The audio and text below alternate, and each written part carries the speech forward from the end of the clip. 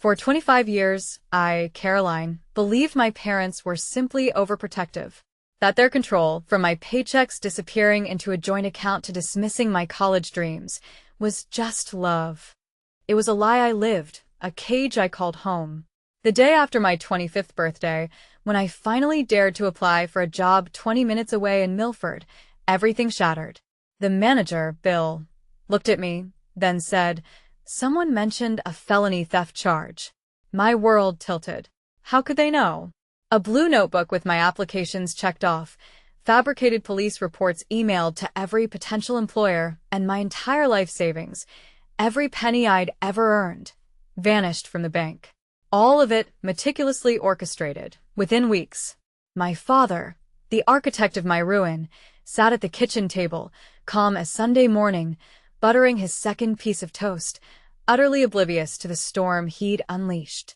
Before I tell you what happened next, if you enjoy stories about justice and family boundaries, take a second to like and subscribe, but only if you genuinely connect with the story. Where are you watching from right now? And what time is it there? Drop a comment and let me know. Let me take you back to Harlan, Ohio, the week after my 25th birthday, the day I decided I was done asking permission to have a life.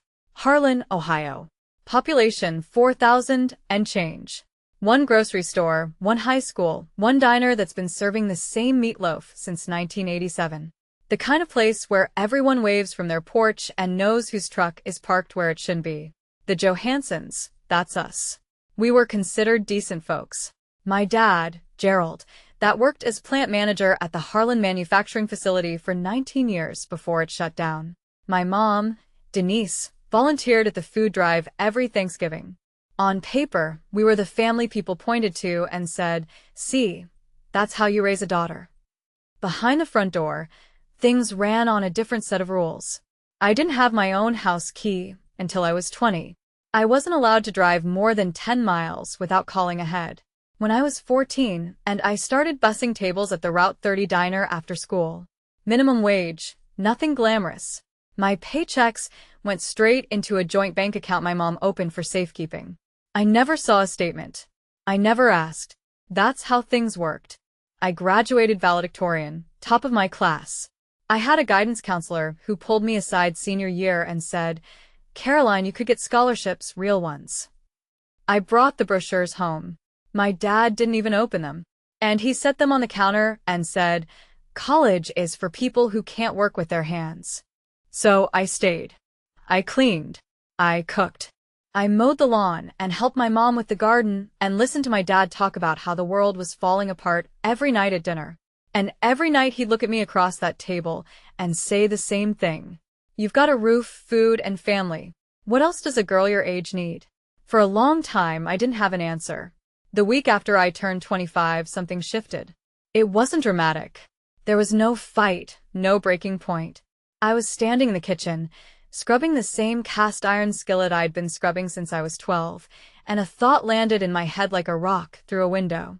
I'm going to be 40 years old, standing in this exact spot, doing this exact thing. That scared me more than anything my dad had ever said. The next morning, I walked to the Harlan Public Library, and I sat down at one of the public computers in the back row, the ones with the sticky keyboards and the 15-minute time limits. And I created a new email address. Not the family one my mom monitored, a new one, just mine. I found a listing for a hardware store in Milford, 20 minutes east. They needed a sales associate. Full-time, 9 to 5 o'clock, benefits after 90 days. I typed up my application with 2 fingers and hit send before I could talk myself out of it. 2 days later, as an email came back, they wanted to interview me. Thursday at 10 o'clock. I read that email 3 times. I closed the browser. I walked home with my hands shaking, not from fear, but from something I hadn't felt in years. I think it was hope. That night at dinner, something was off. My dad sat at the head of the table, fork in one hand, newspaper folded beside his plate. He looked at me once, just once, with an expression I couldn't name. My mom stood at the sink with her back to both of us, washing dishes that were already clean. Nobody said a word. The next morning, I drove to Millfield for that interview. The manager shook my hand at the door. He smiled. Then he sat me down, and his smile disappeared. His name was Bill, mid-50s, reading glasses on a chain around his neck. He had my application printed out on the desk between us. "Caroline," he said, "I'm going to be straight with you. Okay? Is there anything in your background we should know about?" I blinked. No, sir. Nothing." He took off his glasses, rubbed the bridge of his nose. "We received a phone call yesterday. Someone, I'm not going to say who, mentioned a felony theft charge." The room tilted. I gripped the armrest of my chair. "That's not true. I've never been arrested. I've never stolen anything in my life." Bill looked at me, and I could see it. He wanted to believe me, but he also had a business to run and a phone call sitting in his ear. "I'm sorry," he said. We can't move forward." I drove home in silence. No radio, no crying, just the white lines on Route 30 blurring past. When I pulled into the driveway, my dad was sitting on the porch, newspaper open across his lap. He didn't look up. "How was your day, sweetheart?" I stood there, keys in my hand, staring at the back of his newspaper. He turned a page, slow, casual. "Fine," I said. "Good." He folded the paper. "Your mom made pot roast." I sat through dinner. Pot roast, green beans, iced tea. My mom talked about the neighbor's new fence. My dad nodded along like it was the most interesting thing he'd ever heard. And somewhere between the pot roast and the iced tea, a thought started forming. Small, ugly, impossible. Did they know? I pushed it down. They were my parents. Parents don't do that. I wouldn't push it down for long. Over the next 6 weeks, I applied to 3 more places. A grocery store in Ridgeway, a warehouse on the county line, a diner in Cooperton that was hiring morning shift. All 3 called me in for interviews. All 3 canceled within 48 hours. The grocery store said they'd filled the position. The warehouse never called back. But the diner was different. The owner, a woman named Pat, was honest with me. She leaned across the counter and lowered her voice. "Honey, someone called here about you." My chest tightened. "What did they say?" "Said you had a criminal record. A theft and fraud." "Was it a woman?" But nodded. "Said she was a concerned neighbor." Concerned neighbor. That night I waited until my parents went to bed. I crept down the hallway to my mom's sewing room, the one room in the house that was hers alone. I opened the desk drawer, pushed aside the fabric scraps and pin cushions, and there it was. A small blue notebook. I opened it. My mom's handwriting. Careful, neat, the same cursive she used for birthday cards. Down the left column, names. Millfield Hardware, Ridgeway Fresh Mart, County Line Logistics, Cooperton Family Diner. Down the right column, red check marks. Every single place I'd applied, checked off one by one. I stood in that dark room holding the notebook, and the floor dropped out from under me. This wasn't paranoia. This wasn't coincidence. My mother had a list. She was tracking me. I put the notebook back, closed the drawer, walked to my room. I didn't sleep that night, and I just lay there staring at the ceiling, turning one question over and over. How do you fight the people who are supposed to protect you? The next morning, I placed the blue notebook on the kitchen table. My mom was pouring coffee. My dad was buttering toast. The radio was playing some old country station. Everything normal. Everything ordinary. "Mom," I said, "explain this." Denise looked at the notebook. Her hand stopped mid-pour. Coffee pulled on the counter. Then the tears came. "But you went through my things?" Her voice cracked on cue. "Is this how I raised you? Going through your mother's private belongings? You called my employers, every one of them. You told them I'm a criminal. I did it because I love you." She pressed a hand to her chest. "The world out there is dangerous. You have no idea what can happen to a girl alone." I'm 25, Mom. "I'm not a girl." My dad set his toast down. He didn't raise his voice. He never did. "We're protecting you." "Oh, Caroline, you think you can survive out there? You can't even cook for yourself." "I've cooked every meal in this house since I was 16. He ignored that. "Drop this right now. I'm going to call the police." Gerald laughed, one short breath through his nose. "And tell them what? That your mom made a phone call? They'll laugh you out of the station." I looked at my mother, tears running down her face, coffee still pooling on the counter. I looked at my father, calm as Sunday morning, buttering his second piece of toast. "If you don't stop," I said, "I'm leaving." He didn't blink. "You walk out that door, you walk out with nothing.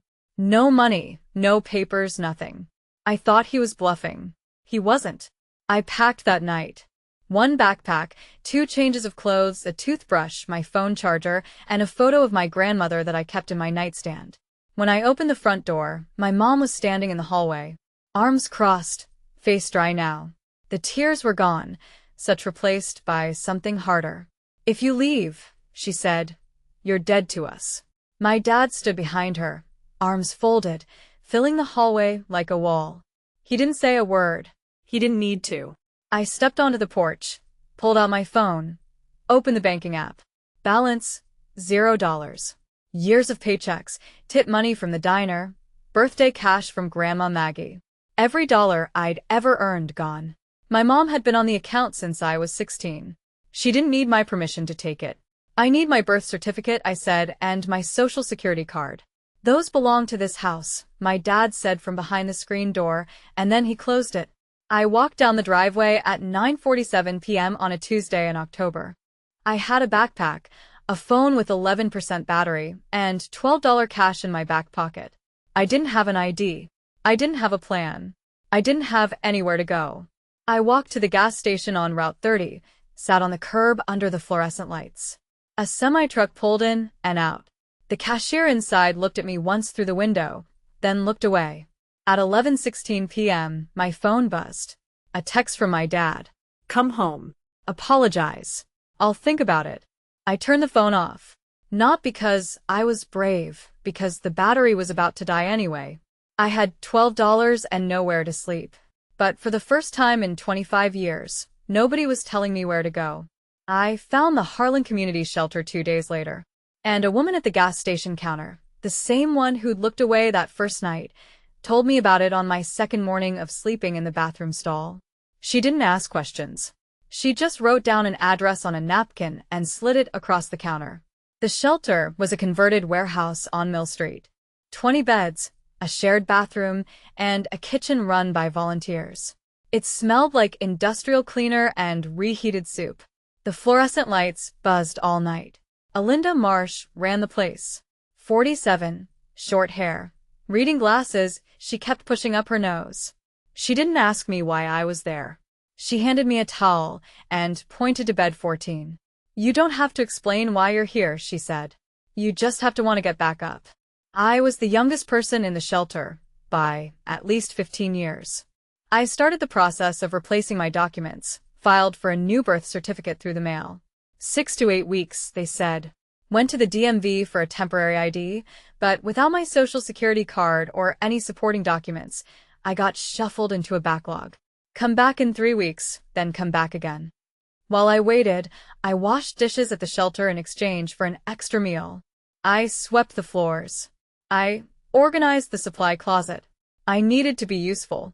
I needed to be moving. And I kept applying for jobs, this time farther out. 30 miles, 40. Places my parents had never heard of, in towns they'd never been to. Yet I told myself distance would fix it. If I went far enough, their reach would end. I was wrong about that, too. The restaurant was in Granton, 35 miles south.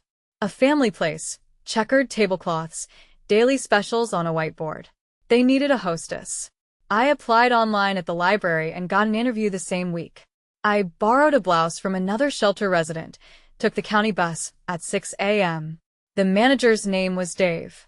He seemed decent, shook my hand, and said they'd let me know by Friday. Thursday morning Dave called. I picked up on the first ring. "Caroline, I'm sorry." "We've decided to go in a different direction." My stomach dropped. "Can I ask why?" Pause. Long pause. Someone emailed us a document. Looked like a police report. I sat down on my shelter bed. A police report. It wasn't a phone call this time. No, an email with an attachment. Looked official. A document typed, formatted, and sent from an anonymous email to a restaurant 35 miles away. My father spent 19 years as a plant manager. He knew how to write memos. He knew how to format official-looking paperwork. He had a printer, a scanner, and old company letterhead that looked close enough to something authoritative if he didn't look too hard. They'd upgraded. Phone calls weren't enough anymore. But now there were documents. Fabricated evidence designed to look like something a background check might produce. That evening, sitting on bed 14, my phone buzzed. Unknown number, but I knew the cadence. Still cold out there? Doors still open for now. I stared at that message for a long time. Then I deleted it. But something else stuck with me that night. Something Linda had mentioned 2 days earlier. A woman had come to the shelter asking about me. A woman I didn't know. She'd left a business card. I hadn't thought much of it then. Now I couldn't stop thinking about it. He called on a Sunday. I don't know why I picked up. Maybe because it was raining and the shelter roof leaked over bed 12, and I tired in a way that sleep doesn't fix. Come home, Caroline. Stop calling my employers. I don't know what you mean. I've seen the notebook, Dad. What notebook? Mom's, with the check marks. Silence. 5 seconds, 10. When I could hear the kitchen faucet running in the background, the same faucet that dripped for 3 years because he never fixed it. You're confused, he said. You've always been confused. I'm not confused. I'm unemployable because of you. You're unemployable because you're not ready for the real world. That's what I've been trying to. I'm hanging up. You hang up, you lose this family. I already lost it. I pressed the red button, set the phone face down on the mattress, but my hands were shaking.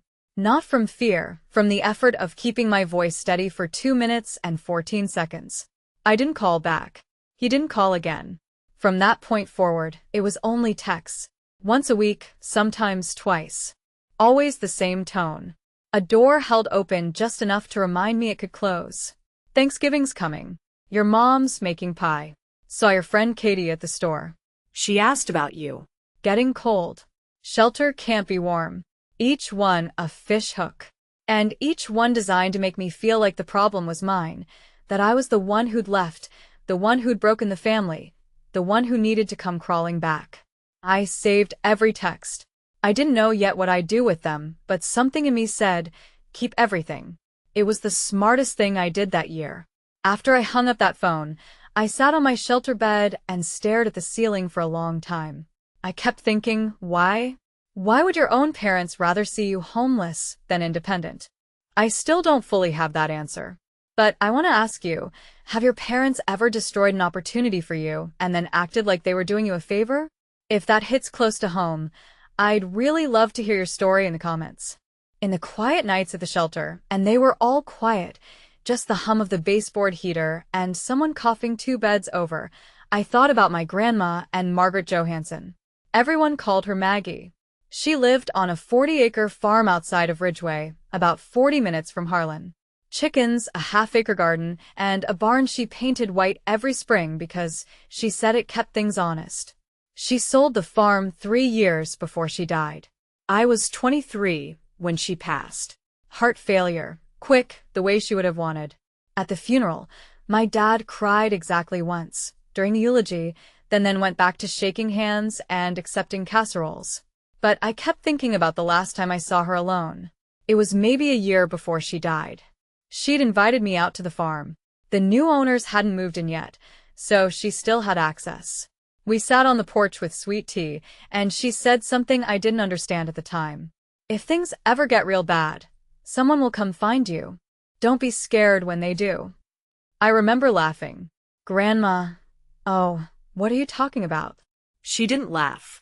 She just looked out at the field and said, I know my son, sweetheart. I've known him for 50 years. Then she changed the subject, asked me about the garden at home, whether the tomatoes came in. But there was one more thing, something she said, as I was walking to my car. I sold the farm, but I didn't spend the money. Remember that? I didn't remember it, not until month 5 at the shelter, lying on bed 14, and just staring at a water stain on the ceiling shaped like Ohio. Then I remembered every word. It was Linda who brought it up again. I was restocking the supply closet, toilet paper on the left, cleaning spray on the right, the of mindless work that keeps your hands busy when your head won't stop. And she leaned against the doorframe with that look she got when she was choosing her words. Caroline, remember that woman who came by last month? I stopped. The one asking about me? Yeah, a Ruth something. I didn't give her your information. Shelter policy. But she left a card. Linda pulled it from her back pocket, slightly bent at the corner. She handed it to me. Ruth Callan. Licensed private investigator, State of Ohio. License number PI 20147740555-0182. I read it twice. Private investigator. My first thought, the obvious one, my dad hired someone to find me. This was his next move. Track me down, report my location, and maybe try to get me removed from the shelter on some fabricated claim. What did she look like? I asked. 50s. Short gray hair, calm, polite. Linda paused. She didn't seem like trouble, Caroline. She seemed like someone looking for a person she cared about. I slipped the card into my pocket. I didn't call the number. I wasn't ready to walk into whatever trap my father had set next.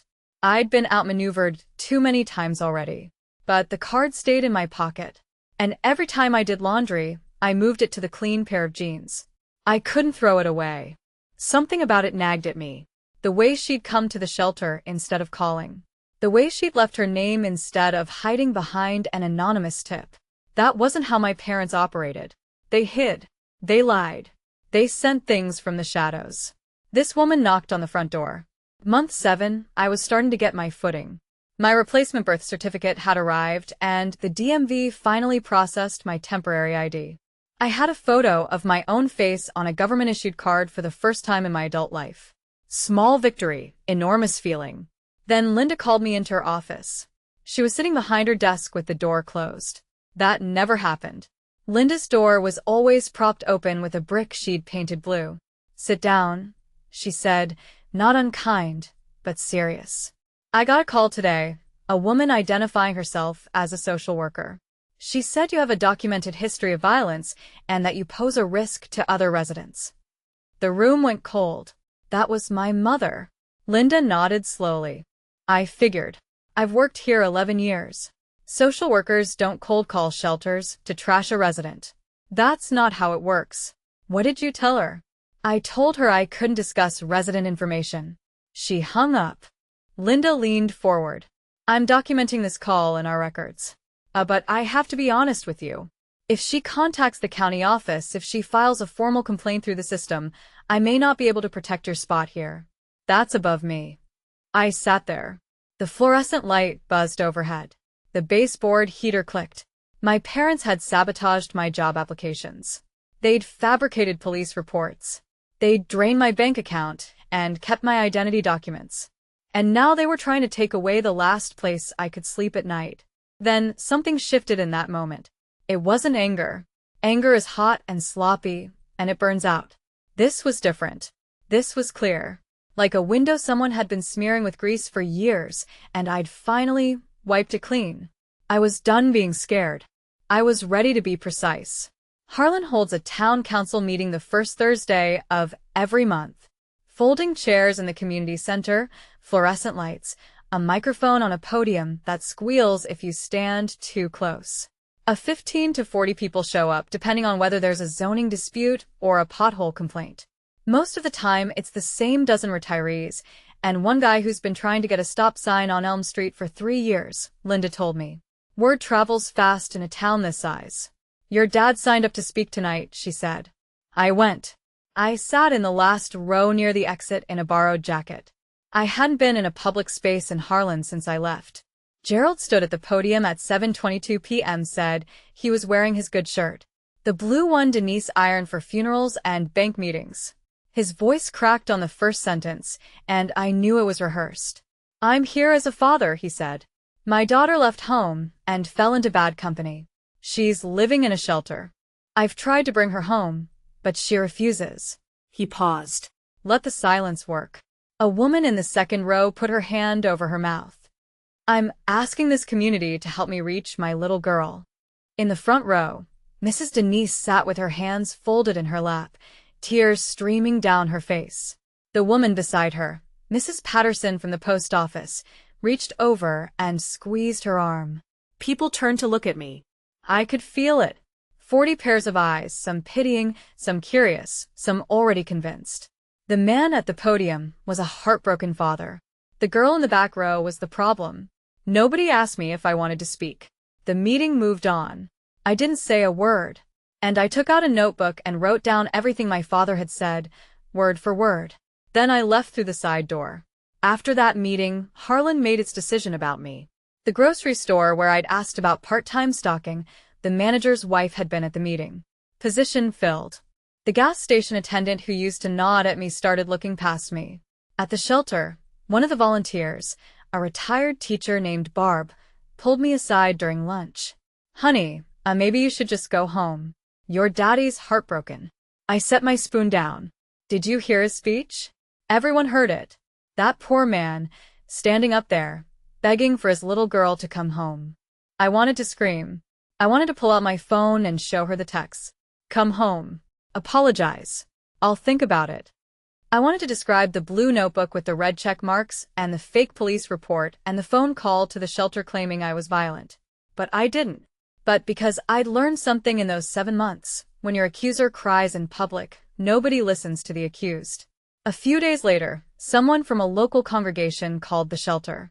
Not any specific church, just a concerned member of the faith community, suggesting a family reconciliation meeting. Linda politely declined on my behalf. The walls were closing in. My parents had turned the entire town into their neighbor, and every well-meaning volunteer, every person who saw Gerald's trembling lip at that podium, they all became extensions of the trap. But I kept thinking about what my grandmother said. Someone will come find you. And I kept thinking about that business card in my pocket. Ruth Callan, private investigator. I had nothing left to lose. The shelter was the last wall between me and the street. That night, I pulled the card out and called the number. She came the next morning, 8 a.m. sharp, and Linda let her in. Ruth Callan was exactly as Linda had described. Mid-50s, short gray hair, no jewelry, no nonsense. She wore a plain navy jacket and carried a brown leather briefcase that looked older than I was. She sat on the folding chair next to my bed. Shelter was mostly empty. Everyone else was at the day center, or out looking for work. Caroline Johansson? That's me. She set the briefcase on the bed between us. On the leather, is in faded black ink, handwriting I recognized, were 5 words, for Caroline, when she's ready. My grandmother's handwriting. The air left my lungs. My name is Ruth Callan. I'm a licensed private investigator in the state of Ohio. Your grandmother Margaret hired me 10 years ago. 10 years. I would have been 18. She paid me a retainer up front for a decade of periodic surveillance on your parents. Her instructions were specific. Ruth paused. And give her this. How did you know it? And give her this. How did you know it was bad enough? Ruth looked at me, steady. When your mother called the shelter pretending to be a social worker, I was already monitoring the situation. I'd been tracking the calls to employers for 2 years. I have records of 37 separate contacts your mother made. As I have copies of the fabricated documents your father created, I have everything. I stared at the briefcase. My grandmother's handwriting. A decade of planning. An old woman on a sold farm looking 10 years into the future and seeing exactly what would happen. She predicted this, Ruth said quietly. Almost to the year. I reached for the clasp. Inside, on top, was a sealed envelope, cream-colored. My name in Grandma Maggie's handwriting. The same cursive she used on birthday cards. Reading this, things have gotten bad. I'm reading this, things have gotten bad. I'm sorry I couldn't stop your father while I was alive. I tried. I spent 30 years married to a man just like him, your grandfather, and I know how the walls close in, how they make you think the cage is normal. But I spent my last years making sure you wouldn't be trapped forever. Inside this case is your way out. And use it wisely. Don't use it for revenge. Use it for freedom. I love you more than he ever let me show. Grandma Maggie. I set the letter down. My hands were steady. My eyes were not. Ruth waited. Then she opened a second compartment in the briefcase and pulled out a thick manila folder. She laid it on the bed and opened it. 5 years of documentation, organized by date tabbed. Of Denise's phone calls, 37 of them, where she identified herself as a concerned neighbor, a family friend, and in 2 instances a social worker. Each recording had a date stamp, a phone number, and a transcription. Copies of emails sent from an anonymous account traced to the Johansson household IP address containing attachments that mimicked police reports. Ruth had screenshots and metadata. Photographs of the blue notebook taken through the Johansson kitchen window during one of Ruth's periodic surveillance visits. I looked at Ruth. Is this admissible in court? Every bit of it. Ohio is a one-party consent state for recording, and I was hired as a licensed PI. My documentation follows chain of custody. I closed the folder, opened it again, closed it. There's one more thing, Ruth said. At the bottom of the briefcase beneath the folder was a large yellow envelope. As it was sealed with a wax stamp, not decorative, just practical, the kind of lawyer uses. In the upper left corner law office of Philip Dern, Millfield, Ohio. I slid my finger under the flap. Inside, a stack of legal documents paper-clipped and tabbed in blue. Ruth spoke while I read. Your grandmother sold her farm 10 years ago for just under $300,000. She placed the proceeds in a revocable trust, which became irrevocable upon her death. But the trust has been managed conservatively. Certificates of deposit, treasury bonds, by a fiduciary at Mr. Dern's office. I looked at the number on the summary page, then I looked again. $340,000. The sole beneficiary, Ruth continued, is you, Caroline and Johansson. No other parties are named. Your father has no knowledge of this trust. Your grandmother was explicit about that. She instructed Mr. Dern to have no contact with Gerald or Denise under any circumstances. I put the papers down on the bed. The shelter mattress sagged under the weight of them. Or maybe that was me. Why didn't she just give it to me before? She wrote a note to Mr. Dern about that. She said, and I'm paraphrasing, if I give it to her now, Gerald will find a way to take it. She has to need it first. I looked at my grandmother's handwriting on the briefcase. For Caroline, but when she's ready. To access the funds, Ruth said, you'll need to visit Mr. Dern in person with valid identification. A birth certificate or state-issued ID will work. I reached into my back pocket, pulled out the temporary ID I'd gotten from the DMV 2 weeks earlier, the one I'd fought 3 months to get. It was the right time. She'd planned for everything. Philip Dern's office was above a hardware store in downtown Milford. Narrow staircase, glass door with gold lettering, and a waiting room with 2 chairs and a fern that had seen better decades. Ruth drove me. I wore the only clean outfit I had, jeans, a white blouse borrowed from Linda, and shoes I'd bought at a thrift store for $4. Dern was 64, thin, wire-rimmed glasses. He stood when I walked in and shook my hand with both of his.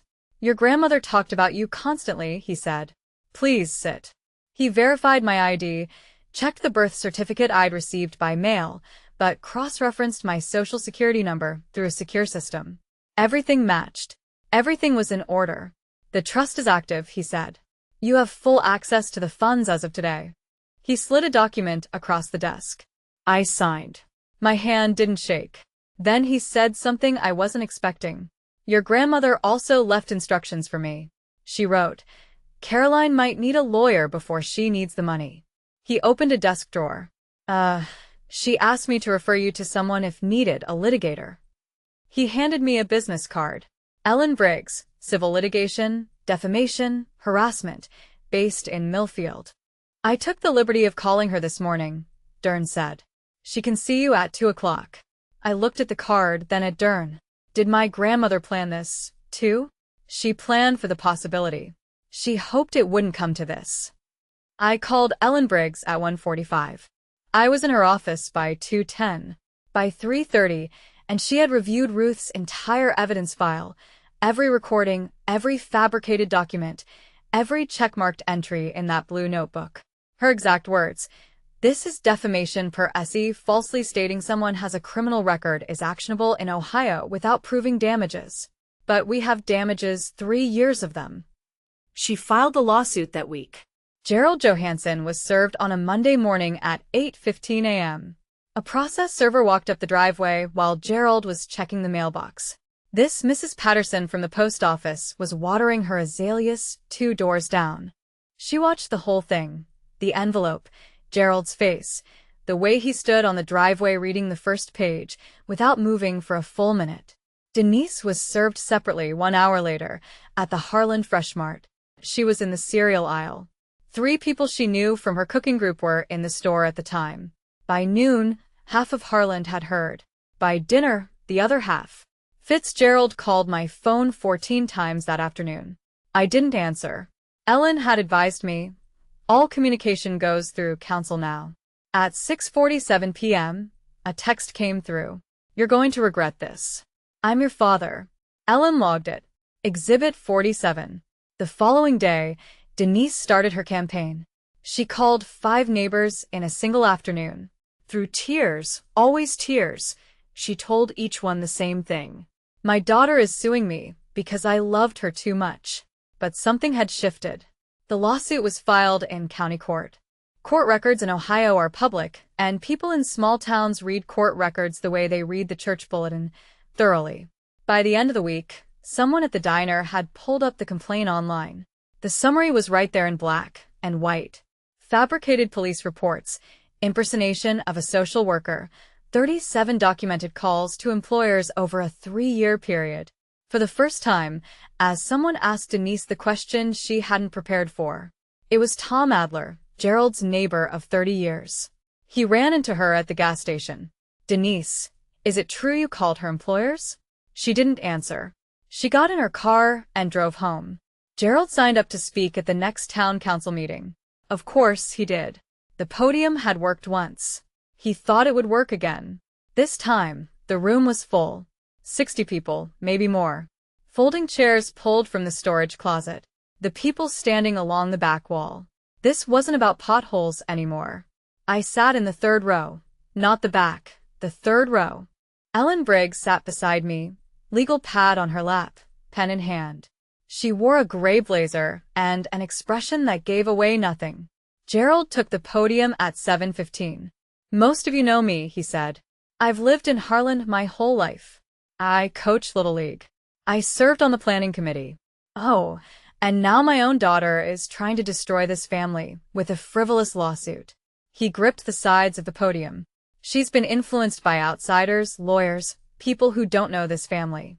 I'm asking this community to stand with me. He looked at me. I looked back, didn't flinch. The room was silent. Then Ellen stood up. My name is Ellen Briggs. I'm an attorney licensed in the state of Ohio, and I represent Caroline Johansson. She spoke calmly. Gay has been filed in county court. The husband filed in county court. The complaint and its supporting evidence are part of the public record. I'd encourage anyone here who's curious to look them up rather than relying on one person's version of events. She sat down. No drama, no accusations, no raised voice. The room was quiet for 8 full seconds. I counted. Then the council chair cleared his throat and moved to the next agenda item. Gerald stood at the podium a moment longer. Then he sat down. He didn't look at me again. The court granted the civil protection order 11 days later. 500 feet, no direct contact, no contact through third parties, no phone calls, no texts, no letters, no emails, no messages relayed through neighbors, friends, or anyone else. And Gerald violated it within the first week. He borrowed his neighbor's phone, a man named Dale who didn't know any better, and texted me, "This isn't over, Caroline." Ellen documented it, filed it with the court. Gerald received an official warning from the judge. One more violation and he'd face contempt charges. The defamation case moved forward. Ellen submitted Ruth's evidence package, the recordings, the call logs, the fabricated documents, the metadata linking the anonymous emails to the Johansson household. 37 calls, 5 forged police reports, 3 years of systematic interference with my ability to earn a living. Gerald hired a lawyer, a low-cost attorney from 2 counties over who looked like he'd rather be anywhere else. After reviewing the evidence, he called Ellen and recommended settlement. Gerald refused. "I'm not settling with my own daughter." His attorney withdrew from the case the following week. Gerald didn't hire a replacement. Meanwhile, the court records were doing their work. In Harlan, Public documents are public conversations. People read, people talked. Did you see the part about the social worker call? She made 37 calls? Gerald faked a police report? Gerald Johansson? At the Harlan Diner, where I used to bus tables at 14, the cook told a regular, "That girl applied here once. I turned her down because of a phone call. I feel sick about it. The truth doesn't need a podium. It just needs to be accessible." Slowly, then all at once, Harlan started reading. Denise was the first to feel it. The Thursday Cooking Circle, a group of 8 women who'd been meeting at each other's houses for 15 years, sent her a message through the group organizer. "We think it's best if you take a break for now, Denise. Just until things settle down." Things were not going to settle down. Then Gerald went to the coffee shop on Main Street, his booth, his morning routine for 20 years. The booth was occupied by nobody. People just weren't sitting there. He took a table by the window. No one joined him.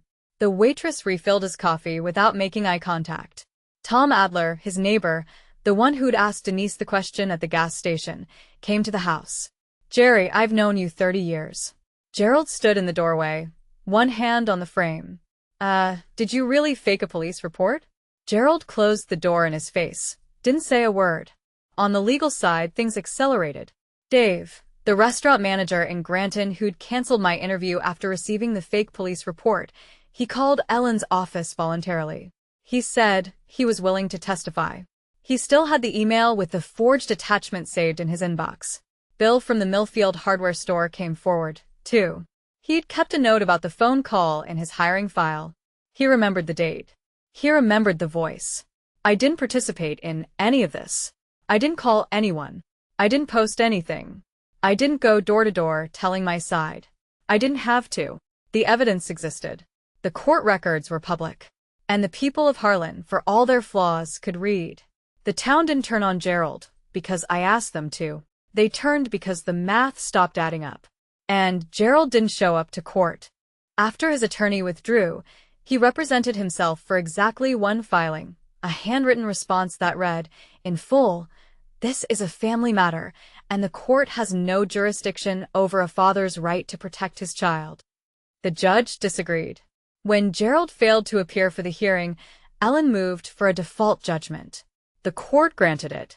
Defamation per se, tortious interference with prospective employment, fed damages, $85,000, calculated from 3 years of lost income and documented harm. Gerald didn't pay. Ellen filed a lien on the Johansson house. I was sitting in Philip Dern's office when the judgment came through. He printed it out and handed it to me across the same desk where I'd signed the trust documents 2 months earlier. "How do you feel?" he asked. "Tired," I said, and I meant it. That same week, Dern offered me a job, and not out of charity. He'd been watching me organize Ruth's evidence files, build timelines, cross-reference dates. "I need an administrative assistant," he said. "You're the most organized person I've met in 40 years of practice." I started the following Monday. $16.50 an hour, benefits after 60 days, a desk by the window with a fern that needed watering. With the trust funds, I rented a 1-bedroom apartment in Millfield, ground floor, small kitchen, a door with a lock and a key that belonged to me. I bought a used Honda Civic with 140,000 miles. I opened a bank account with only my name on it. I bought groceries for the first time in my life, without asking anyone's permission. The apartment was quiet. No one asked where I was going. No one checked my email. No one called my employer. The quiet was the loudest thing I'd ever heard.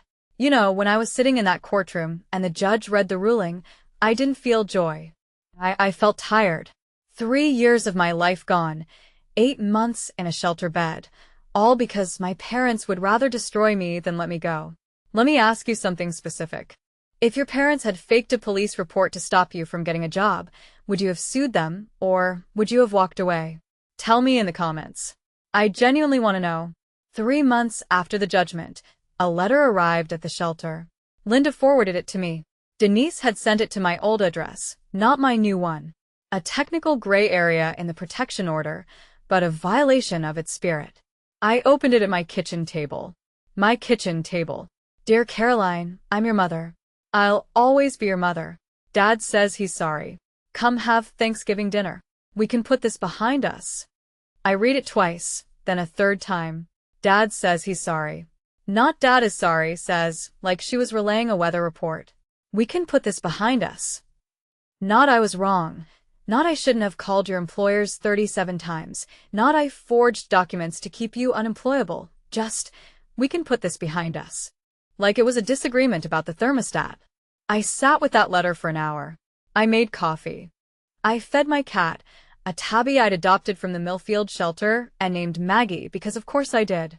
Then I wrote back through Ellen, as the protection order required. Mom, I wish you well. But love does not include sabotaging your child's ability to survive. You called my employers. You impersonated a social worker. You tried to get me removed from the only place I had to sleep. Please respect the court order. Do not contact me again. Caroline.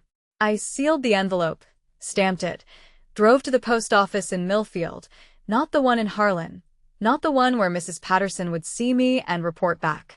Then I went home. My home. I cooked dinner for one. Pasta, garlic bread, and a glass of water. Maggie sat on the counter and watched me eat. It was the best meal I'd ever had. I'm not telling you this story so you'll hate my parents. I'm telling you because somewhere right now, someone is lying in a bed they don't own, staring at a ceiling they can't paint, wondering if wanting a life of their own makes them a bad daughter, or a bad son, or ungrateful or selfish. It doesn't. Wanting to work is not betrayal. Wanting independence is not disrespect. And walking away from people who are actively destroying your life is not cruelty. It's survival. My grandmother couldn't save herself. She spent 30 years married to a man who controlled everything, where she went, who she talked to, what she was allowed to want. By the time she got free, she was 70 years old and living in a rented apartment with nothing but a sold farm and a plan. But she saved me. She planned it 10 years in advance. She hired a private investigator, had set up a trust, and wrote a letter that she sealed in a briefcase and hoped I'd never need to open. That's what real love looks like. Not control dressed up as concern. Not sabotage disguised as protection. Love makes a plan for your freedom, even when it costs everything. I'm 28 right now. I work as an administrative assistant in a law office in Millfield. I'm saving for community college. I have a one-bedroom apartment, a used Honda, and a cat named Maggie who sheds on everything I own. And I don't talk to my parents. I haven't closed the door forever, but the key is mine now. They don't get to decide when it opens. Grandma Maggie wrote in her letter, "Freedom isn't free, but you're worth every penny." She was right. Gerald sold the house. He didn't have a choice. The lien Ellen filed meant the judgment had to be satisfied before the property could transfer, and Gerald couldn't afford to pay $85,000 out of pocket. The house on Maple Street, the one I grew up in, the one with the porch where he read his newspaper and pretended not to know what his wife was doing, sold for $168,000. After the lien, the realtor fees, and the back taxes he'd been ignoring, he walked away with just enough to rent. He and Denise moved to a trailer park outside of Galleon, 20 minutes from Harlan. Close enough to still buy groceries at the Fresh Mart, but far enough that they stopped running into people who used to wave. Gerald never admitted he was wrong, not once. And he told his new neighbors the same story. He told the town council, "My daughter was brainwashed by a lawyer." He'll probably tell that story until the day he dies. Some people would rather lose everything than admit they were the villain. But Denise did something I didn't expect. Ruth told me months later during one of our occasional phone calls, Denise had started seeing a therapist on her own, without Gerald knowing. She told the therapist that during their third session, "I think I did something terrible. I don't know what to do with that. I'm not ready to forgive her. I may never be, but I can hold two things at once." The woman who called 37 employers and lied about her daughter, and the woman who finally sat in a chair and said the truth out loud. People are complicated, even the ones who hurt you worst. But complicated doesn't mean you owe them access to your life. Healing doesn't require reconciliation, and sometimes it just requires distance. That's my story. If you made it this far, thank you. Not everyone has a grandmother who plans a decade ahead. But everyone deserves to know that wanting independence is not betrayal.